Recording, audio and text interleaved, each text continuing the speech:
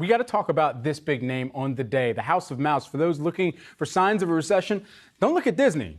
And Disneyland, particularly. Disney stock that is moving this morning after the company saw a 73% surge in its theme park revenue year over year and smashed expectations for its subscriber numbers on the Disney Plus side. So Yahoo Finance's Ali Canal is here to break it all down for us. Ali, what stuck out to you in this earnings? I mean, now we have Disney surpassing Netflix when it comes to those total subs. Disney now well over 221 million subscribers across ESPN Plus, Hulu, and of course, Disney Plus. Now, for the quarter, Disney Plus jumped 14.4 million, which is just so significant considering where some of these competitors have landed. Netflix lost 1 million subscribers. Peacock didn't add any subscribers. So it's interesting to see how each streaming service is telling a different story, right, about the streaming wars right now. Disney Plus, only 2.5 years old, a really incredible feat. But I do want to mention that Disney did lower its 2024 subscriber guidance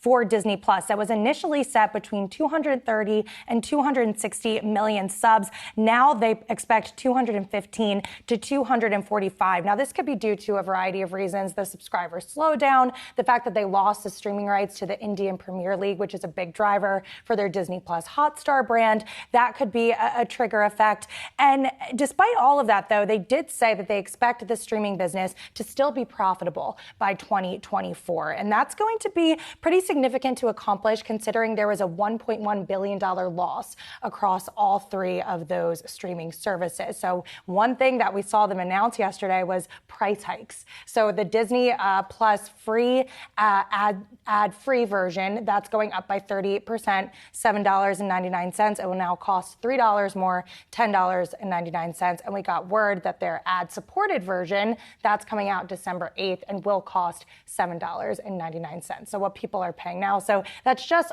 a little bit of what Disney is doing to try and get to that profitability. And Ali, I have to give you a shot. You came on here yesterday with your Disney preview. You said, look, watch that longer term subscriber guidance for Disney Plus. It might come down. It did. Hat tip to you. But what did not come down is the parks business. This was a blowout quarter in the parks business. And you got on that conference call last night with Bob Chapek and you got the sense, where's the recession? People are in these parks spending like gangbusters. Oh, it's insane. I mean, if you just look at the numbers here for the parks business for the quarter, $7.39 billion versus the expected $6.65 billion. And Disneyland Shanghai was only open 3 days in the quarter because of COVID restrictions in China. So it's pretty insane to see some of these numbers. Now, I will say that I think in the quarters to come, if there's a worsening economy, if there's a recession, perhaps that would lead to a dip in that revenue for the park side of the business.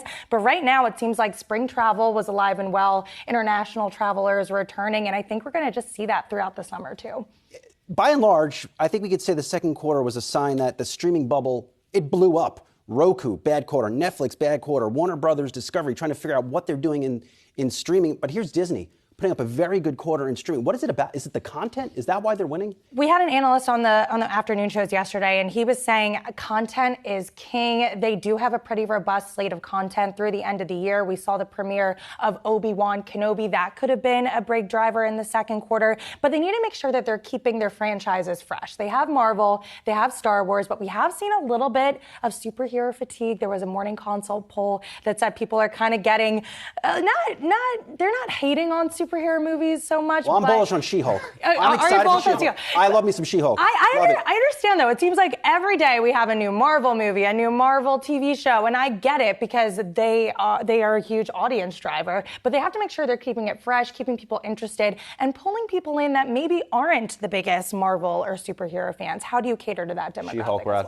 Well, and Black Panther Wakanda Forever. Yep, that's coming out in November. We've already got the trailer. Yep. Avatar 2. So, I mean, look, leading further into the two huge acquisitions that this company has made, perhaps the most beneficial acquisitions or biggest return on investment that they will continue to see is the Lucasfilm Productions, and then additionally on the Marvel side, the MCU continues to just give them a ton of fanfare, both in merchandise, both in content, and then even in the parks experience too. We still have yet to see what more they're going to unveil there, but I thought it was something interesting that they did bring up with the pricing that they have and the strategy there. They said on the call that they've got some flexibility with levers that they can adjust if demand were to shift.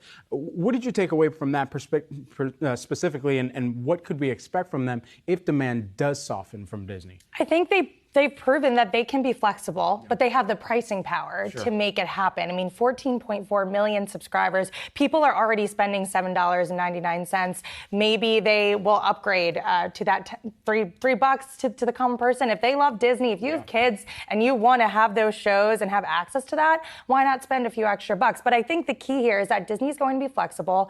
And I thought it was interesting on the earnings call, too, that Christine McCarthy, she said that 2/3 of Hulu subscribers are subscribed to that ad-supported version. So she does expect the ad-supported version for Disney Plus to be successful. Another interesting note is that she said the ad frequency on Disney Plus is going to be less than Hulu, which I also think is a really good point, because I have the Hulu ad-supported version and I kind of get annoyed at all the ads that I see on Hulu. So if it's a little less on Disney Plus, I think that'll benefit them in the long run. They could put She-Hulk anywhere. I'm still watching She-Hulk. Bullish on She-Hulk, Very Brian. bullish on And She-Hulk. then he's going to get the fast pass to go on the She-Hulk ride. Whatever as well. She-Hulk is doing, I'm all in. Yahoo Finance Disney trip. We got to do it. Honor of earnings. Put that on the corporate card. Ali Canal, great stuff. Good to see you.